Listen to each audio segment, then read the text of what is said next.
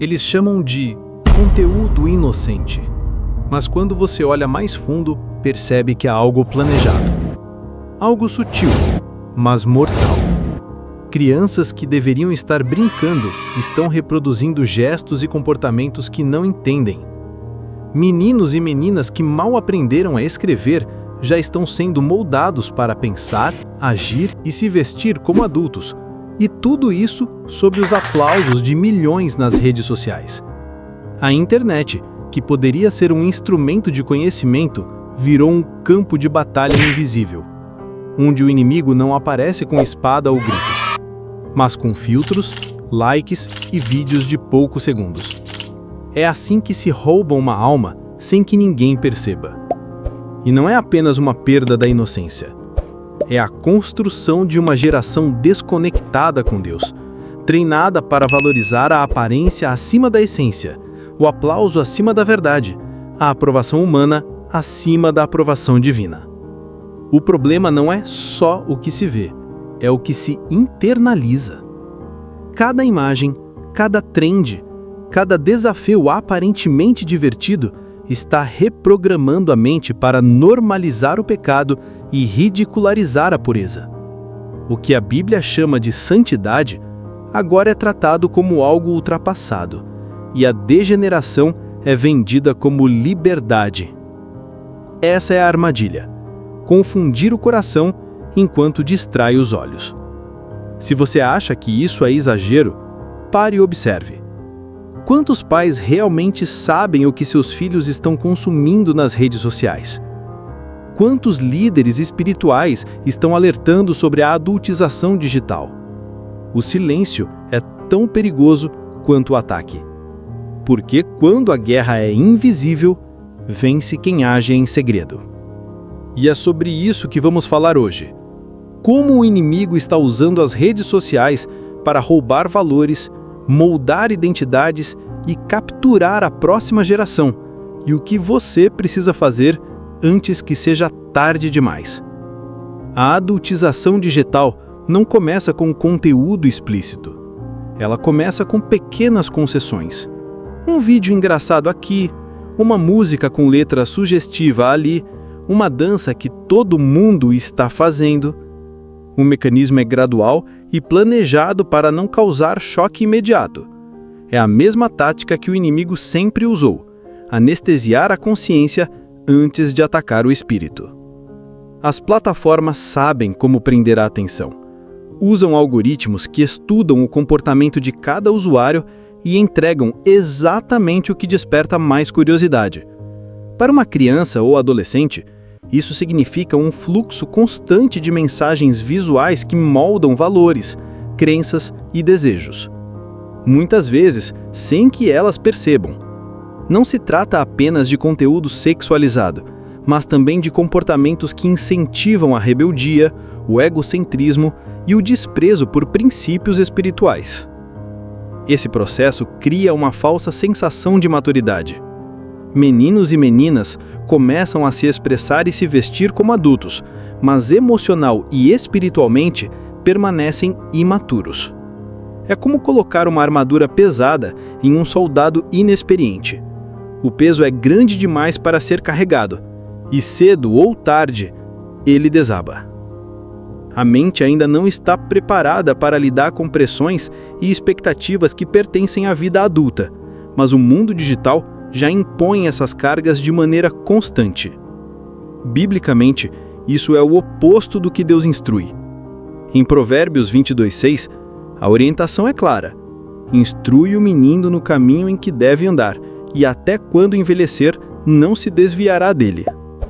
Mas o que acontece quando o caminho é definido por influenciadores que nada têm de compromisso com Deus? O que acontece quando o discipulado vem de telas e não de pais e líderes espirituais? O resultado é previsível: uma geração formada mais pela cultura do entretenimento do que pela palavra. Há um ponto crucial que poucos notam: a adultização digital não rouba apenas a pureza, ela redefine a identidade. Quando uma criança começa a se ver como um objeto de validação, cada curtida se torna um pedaço de valor pessoal. Sem curtidas, sem valor. Essa lógica é destrutiva, porque ensina desde cedo que a aprovação de estranhos importa mais do que a aprovação de Deus. E essa troca de valores é exatamente a moeda de troca do inimigo. O perigo se intensifica quando percebemos que para cada pai atento, existem centenas que entregam um celular ou tablet como babá digital. O silêncio dentro de casa é comprado ao custo da vulnerabilidade dos filhos. E aos poucos, esses jovens passam a viver mais no mundo virtual do que no real. Não percebem, mas estão sendo preparados para aceitar qualquer narrativa que a cultura imponha, mesmo que ela contradiga frontalmente as Escrituras. Quando olhamos para a história bíblica, vemos que cada vez que o povo de Deus se deixava influenciar pela cultura de outras nações, a consequência era sempre a mesma: perda da identidade, afastamento de Deus e destruição espiritual. Hoje, essa influência não vem de um império físico, mas de um império digital que atravessa brandezas, idiomas e valores. E a adultização digital é apenas uma das muitas estratégias para cumprir esse objetivo. O mais alarmante é que muitos cristãos, mesmo percebendo sinais dessa transformação, permanecem passivos. Não há urgência em cortar fontes nocivas, nem disposição para enfrentar a pressão social que vem quando se decide nadar contra a corrente. Mas a Bíblia nunca nos chamou para seguir a multidão. Ela nos chamou para ser luz em meio às trevas. A internet, com toda a sua aparência de neutralidade, se tornou uma plataforma de discipulado inverso. Enquanto a igreja se reúne uma ou duas vezes por semana, as redes sociais pregam sermões diários, repetitivos e envolventes. O inimigo entende que a repetição molda o pensamento, e é por isso que as tendências, os memes e os desafios se espalham tão rápido. Eles se infiltram na mente até que pareçam naturais. E o que era impensável há alguns anos se torna normal ou até desejável.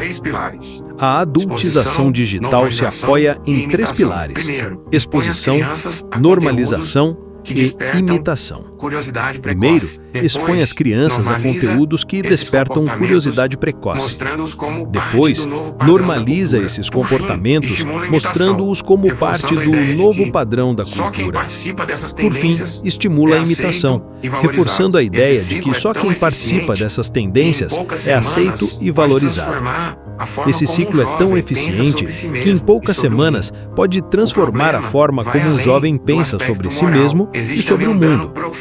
O problema vai além do aspecto moral. Existe também um dano profundo na formação emocional e espiritual. A criança começa a medir seu valor em curtidas e visualizações, treinando o coração para buscar aprovação constante.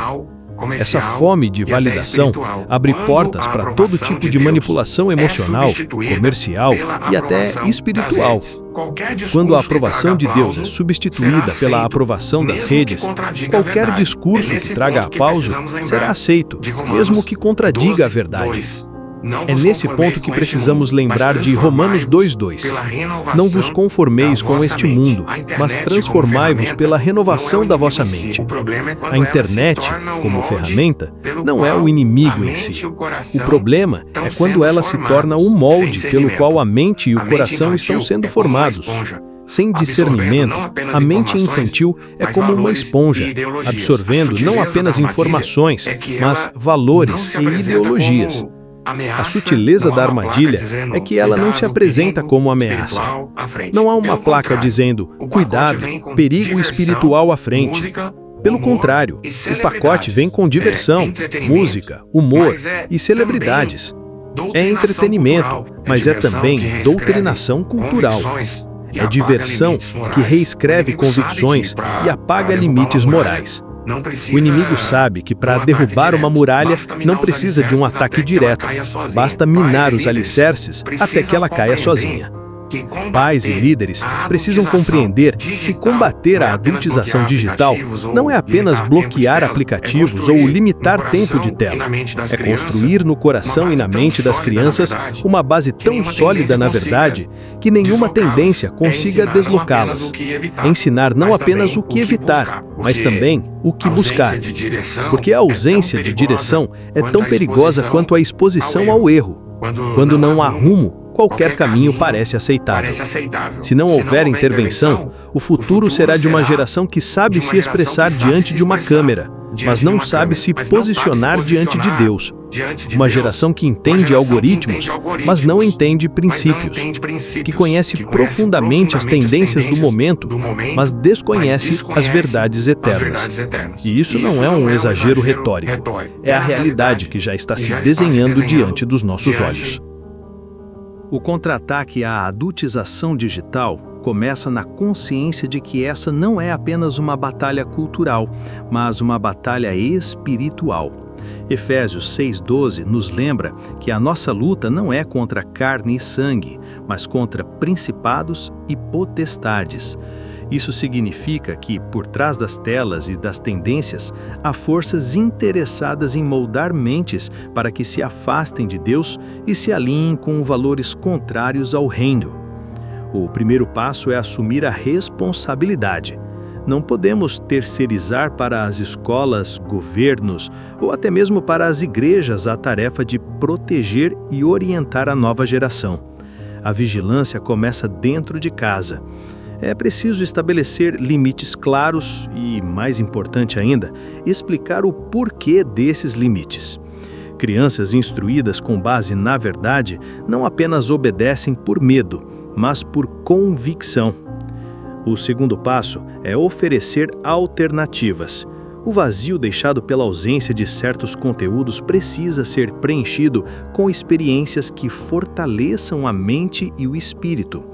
Isso significa criar momentos reais de convivência, investir em leitura bíblica, conversas profundas e até atividades criativas que não dependam do mundo digital.